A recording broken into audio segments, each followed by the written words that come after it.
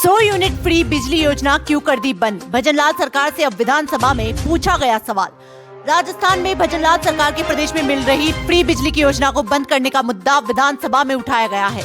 विपक्षी विधायकों ने सरकार से इस फैसले को लेकर सवाल पूछा है। राजस्थान में अशोक गहलोत की पिछली सरकार ने घरेलू उपभोक्ताओं को 100 यूनिट फ्री बिजली देने की स्कीम शुरू की थी, मगर राजस्थान सरकार ने कहा है कि इस योजना को आगे नहीं बढ़ाया जाएगा।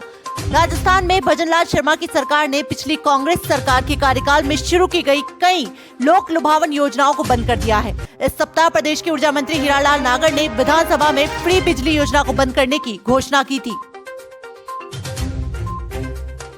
यूपी में योगी आदित्यनाथ और केशव प्रसाद मौर्य में कलह बढ़ी। मीडिया रिपोर्ट्स में दावा किया जा रहा है कि सीएम योगी आदित्यनाथ की कुर्सी खतरे में है। खासतौर पर उप मुख्यमंत्री केशव प्रसाद मौर्य के कार्यों ने इन अफवाहों को और हवा दे दी है।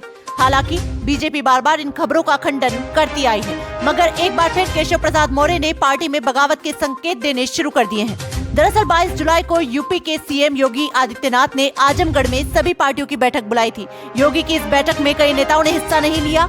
इस लिस्ट में सुहेल देव, भारतीय समाज पार्टी के नेता ओम प्रकाश राजभर का नाम भी शामिल है। मगर क्या आप जानते हैं कि योगी की बैठक छोड़कर राजभर लखनऊ में डिप्टी सीएम से मिलने पहुंच गए। दोनों के बीच घंटों बातचीत हुई। ये मामला अभी थमा ही था कि केशव प्रसाद मौर्य निषाद पार्टी के नेता संजय निषाद से मिलने पहुंच गए। प्रेमानंद महाराज ने राकेश टिकैत से जो कुछ भी कहा, उसका वीडियो सोशल मीडिया पर हो रहा है वायरल। वीडियो में प्रेमानंद महाराज ने किसान नेता राकेश टिकैत से कहा कि किसानों के पक्ष में खड़े होकर सरकार से सुविधा दिलाना बहुत उत्तम काम है, लेकिन इसमें स्वार्थ की गंध नहीं होनी चाहिए। स्वार्थ में कपट होता है। अगर हम दूसरों के हित के लिए जान की बाजी लगा देंगे तो इस लोक और परलोक में भी मंगल होगा। परहित सरसी धर्म नहीं भाई, पर पीड़ा सम नहीं अधमाई। प्रेमानंद महाराज ने कहा कि भारतीय किसान बहुत भोले भाले हैं। हम लोग किसान के घर में पैदा हुए हैं, सब जानते हैं। फसल नष्ट हुई तो समझो किसान नष्ट हो गया। कितनी मेहनत करके वो फसल तैयार करते हैं। बहुत से किसान परेशान होकर शरीर त्याग देते हैं क्योंकि उनकी कहीं पहुंच नहीं है, उनकी कोई सुनने वाला नहीं है। हरियाणा में विधानसभा चुनाव के मद्देनजर सियासी दलों के नेताओं का पाला बदलने का खेल शुरू हो गया है।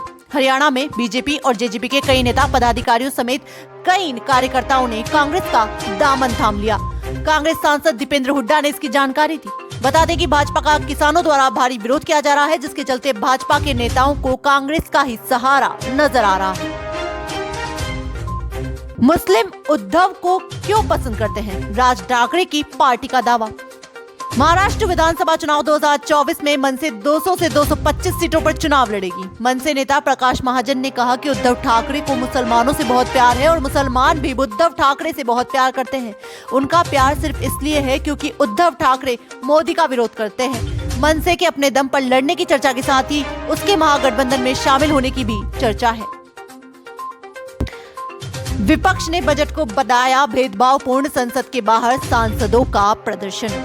केंद्र सरकार की तरफ से पेश किए गए पूर्ण बजट को लेकर इंडिया गठबंधन के सांसद प्रदर्शन कर रहे हैं। विपक्षी सांसदों का कहना है कि ये बजट भेदभावपूर्ण है। लोकसभा में नेता प्रतिपक्ष राहुल गांधी और राज्यसभा के विपक्षी नेता मल्लिकार्जुन खड़गे की अगुवाई में संसद के एंट्री गेट पर प्रदर्शन हो रहा है। इसमें सोनिया गांधी, अखिलेश यादव, कल्याण बनर्जी जैसे सांसदों ने भी हिस्सा लिया है। मोदी 3.0 का बजट पर असर, क्या हरियाणा महाराष्ट्र में होगी बीजेपी की वापसी? मोदी 3.0 का पहला बजट 2024 के चुनावों को ध्यान में रखते हुए पेश किया गया है। नीतीश कुमार और चंद्रबाबू नायडू को खुश करने के लिए बिहार और आंध्र प्रदेश के लिए विशेष पैकेज दिया गया है। हालांकि 2024 में चुनाव होने वाले महाराष्ट्र, हरियाणा और झारखंड के लिए कोई खास ऐलान नहीं किया गया है।